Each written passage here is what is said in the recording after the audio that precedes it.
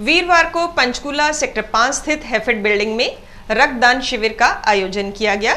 इस शिविर का उद्देश्य उन पीड़ितों की सहायता करना है जिनको रक्त की कमी की वजह से अपनी जिंदगी से हाथ धोना पड़ता है। सेक्टर 5 हैफेड ऑपरेट ऑफिस के द्वारा रक्तदान शिविर का आयोजन किया गया।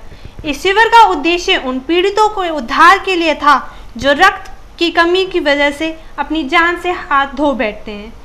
इस शिविर से एकत्रित किया गया रक्त पीजीआई हॉस्पिटल में पहुंचाया जाता है।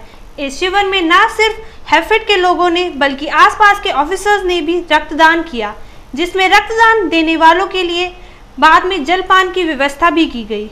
Meenakshi Saxena, additional manager of general welfare, ने दिन भर की टीम से बातचीत करते हुए बताया कि उन्होंने पहली बार इस शिविर का आयोजन नहीं किया है। वे हर साल ये शिविर लगाते हैं और उनकी पूरी कोशिश यही रहती है कि एकत्रित रक्त जरूरतमंदों तक पहुंच सके। हम लोग तो पहले से ही रक्तदान शिविर लगाते रहे हैं और इस बार भी हम लोगों ने ये शिविर लगाया है। इसका उद्देश्य सिर्फ यही है कि हम किसी ऐसे की मदद कर सके जिसको कि जीवन दान देना हो।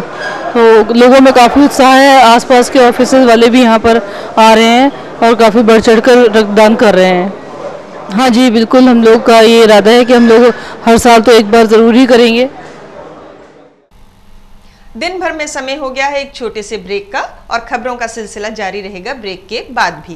कहीं जाइएगा नहीं, बने रहिए हमारे साथ दिन भर पर। वीरवार को पंचकूला सेक्टर 5 में उत्तर हरियाणा बिजली निगम के खिलाफ किसानों का संगठन काफी देर तक नारेबाजी करता रहा। किसानों ने विद्युत मंत्री से मांग की है कि उनके डेरों तक बिजली सही व्यवस्था में पहुंचाई जाए। पंचकूला में गुरुवार को अंबाला, कुरुक्षेत्र, शाहबाद, नारायणगढ़, करनाल, यमुनानगर सहित कई जिलों से आए हजारों किसानों ने उत्तर हरियाणा बिजली निगम के खिलाफ नारेबाजी की और सुबह से दोपहर बाद तक धरना प्रदर्शन किया। सेक्टर 5 के वाटिका पार्क के साथ बने पार्क में हजारों वाहनों और ट्रेनों से किसान आए हुए थे। किसान अपनी कुछ मुख्य मांगों को लेकर यहां जमा हुए थे। उन्होंने कहा कि गांवों में किसान खेतों में डेरों में रहते हैं और उन्हें बिजली तक नहीं मिलती। उन्हें बिजली एग्रीकल्चर सप्लाई के हिसाब से मिलती रही है। इसके तहत सर्दियों में रात 12 से सुबह 5 बजे तक और गर्मियों में रोजाना 2 घंटे ही बिजली उपलब्ध होती है। लेकिन अब उनकी मांग है कि गांवों में लगभग 10 घंटे की बिजली दी जाए ताकि उनके बच्चे बीमार ना पड़े और सबसे बड़ा नुकसान जो बच्चों की पढ़ाई को लेकर हो रहा है वो उन्हें ना उठाना पड़े। उन्होंने यह भी मांग की है कि अगर यूनियन के किसान कोई भी कदम उठाने को मजबूर हुए जिसकी जिम्मेदारी प्रशासन और सरकार की होगी। इन किसानों को संभालने के लिए भारी मात्रा में पुलिस बल भी नियुक्त किया गया। लेकिन यूनियन का एक गुट शांतिपूर्ण ढंग से यूएजी बीवीएन के मुख्य महाप्रशासक के गोयल से मिले। उन्होंने अपना मांग पत्र सौंपा और गोयल ने उन्हें आश्वासन दिया है कि वे किसानों की मांग पर गौर करते हुए उनका समाधान जरूर करेंगे। हमारे जीवन की दैनिक दिनचर्या में कॉपर का एक महत्वपूर्ण स्थान है। भवन निर्माण से लेकर विद्युत उपकरणों में तांबे का उपयोग होता है। इसी तरह अनेकों पहलुओं पर प्रकाश डाला इंटरनेशनल कॉपर प्रमोशन काउंसिल के सीईओ अजीत अडवाणी ने।